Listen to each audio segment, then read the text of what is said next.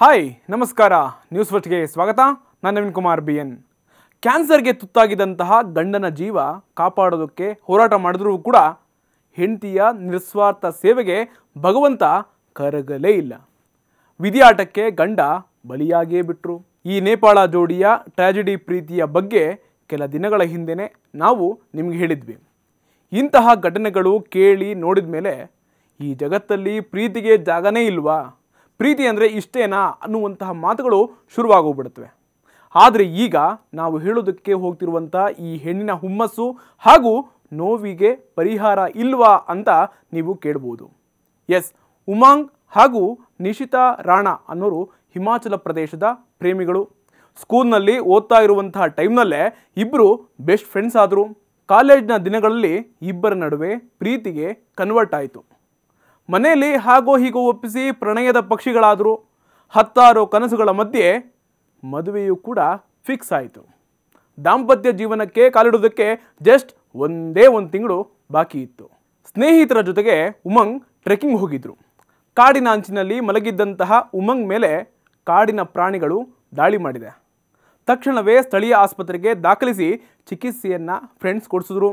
ಆಮೇಲೆ ಉಮಂಗ್ ಮನೆಗೆ ವಾಪಸ್ಸಾದರು.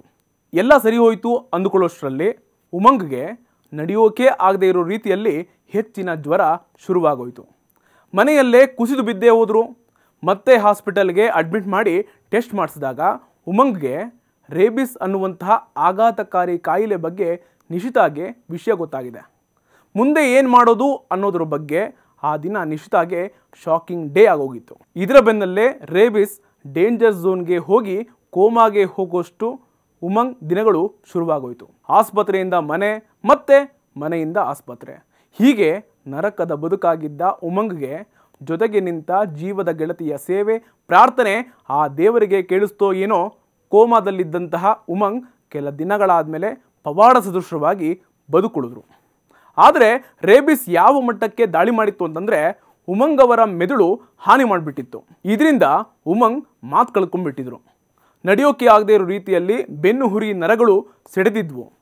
ಒಳ್ಳೆ ಆಸ್ಪತ್ರೆಯ ಡಾಕ್ಟರ್ಗಳು ಆದರೂ ಏನೇ ಚಿಕಿತ್ಸೆ ಕೊಟ್ಟರೂ ಕೂಡ ವರ್ಕ್ ಆಗಲೇ ಇಲ್ಲ.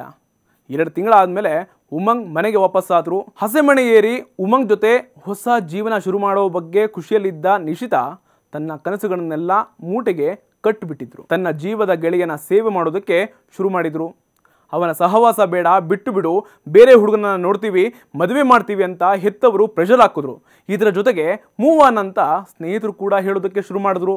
ಆದರೆ ಯಾರ ಮಾತಿಗೂ ಕೂಡ ಕಿವಿಗೊಡದಂತಹ ನಿಶಿತಾ ಒಂದಲ್ಲ ಎರಡು ಅಲ್ಲ, ಬರೋಬ್ಬರಿ 7 ವರ್ಷಗಳಿಂದ ಉಮಂಗ್ ಜೊತೆಗೆ ಗೆಳೆಯನ ಜೀವಕ್ಕೆ ಜೀವ ಆಗಿದ್ದಾರೆ ನಿಶಿತಾ. ಜೀವಕ್ಕಿಂತ ಹೆಚ್ಚಾಗಿ ಪ್ರೀತಿಸಿದಂತಹ ಇನಿಯನಿಗೋಸ್ಕರ ತನ್ನ ಆಸೆಗಳನ್ನೆಲ್ಲ ಮುಚ್ಚಿಟ್ಕೊಂಡು ಹಾಸಿಗೆ ಹಿಡಿದಿರುವಂತಹ ಗೆಳೆಯನ ಆರೋಗ್ಯ ಮತ್ತೆ ನಾರ್ಮಲ್ ಆಗಿ ಬರುವ ಥರ ಮಾಡ್ತೀನಿ ಅಂತ ಹರಸಾಹಸವನ್ನು ಪಡ್ತಾ ಇದ್ದಾರೆ ನಿಶಿತಾ. 7 ವರ್ಷದಿಂದ ಗೆಳೆಯನ ಧ್ವನಿ ಕೇಳಿಸ್ತಾ ಇಲ್ಲ, ಕೈ ಕಾಲು ಶಕ್ತಿ ಕಳೆದುಕೊಂಡು ಕೇವಲ ಉಸಿರಾಟದಲ್ಲಿ ಬದುಕ್ತಾ ಇರುವಂತಹ ಉಮಂಗ್ ಅವರನ್ನು ಬಿಟ್ಟು ಹೋಗೋದು ನಿಶಿತಾಗೆ ಕಷ್ಟ ಅಂತೂ ಅಲ್ವೇ ಅಲ್ಲ. ಆದರೆ ಪ್ರೇಮವೊಂದು ಭಕ್ತಿಯಾದರೆ, ಬದುಕೆ ಪ್ರೇಮವಾದರೆ ಪ್ರೀತಿ ಗಟ್ಟಿ ಅನ್ನೋದಕ್ಕೆ ಈ ಪ್ರೇಮಿಗಳು ಸಾಕ್ಷಿಯಾಗಿದ್ದಾರೆ. ನಿಶಿತಾ ವಿಷಯದಲ್ಲಿ ಪ್ರೀತಿಯೊಂದೇ ಸತ್ಯ. ಅದಕ್ಕೋಸ್ಕರ ತನ್ನ ಇಡೀ ಬದುಕನ್ನು ಉಮಂಗ್ ಅವರಿಗೋಸ್ಕರ ಮೀಸಲಿಟ್ಟಿದ್ದಾರೆ. ಪ್ರೀತಿ ಪ್ರೇಮದ ನಶೆ ಏರಿಸಿಕೊಂಡವರು ಮಾತ್ರ ಎಲ್ಲ ತ್ಯಾಗಗಳು ಕೂಡ ಸಿದ್ಧ ಆಗಿರ್ತಾರೆ. ನಿರ್ವಾಜ್ಯ ಪ್ರೇಮದ ಶಕ್ತಿ ಅದು. ಇಂತಹ ಪ್ರೇಮವೇ ಇತಿಹಾಸದುದ್ದಕ್ಕೂ ಕಂಡಿದ್ದು ಕಾಣ್ತಾ ಇರೋದು. ಇಂತಹ ಪ್ರೇಮ ತ್ಯಾಗವೇ ಮನುಕುಲವನ್ನು ಒಂದು ಲೆಕ್ಕದಲ್ಲಿ ಕಾಪಾಡ್ತಾ ಇರೋದು. ನಮ್ಮ ನಿಮ್ಮ ಕಳಕಳಿ ಒಂದೇ ಆಗಿರಲಿ. ಆದಷ್ಟು ಬೇಗ ಉಮಂಗ್ ಆರೋಗ್ಯವಾಗಿ ಹೊರಬರಲಿ. ಪ್ರೀತಿಯನ್ನೇ ನಂಬಿರೋ ನಿಶಿತಾ ಬಾಳಲಿ ಹಸಿರು ತುಂಬಿರಲಿ ಅಂತ ಆಶಿಸೋಣ.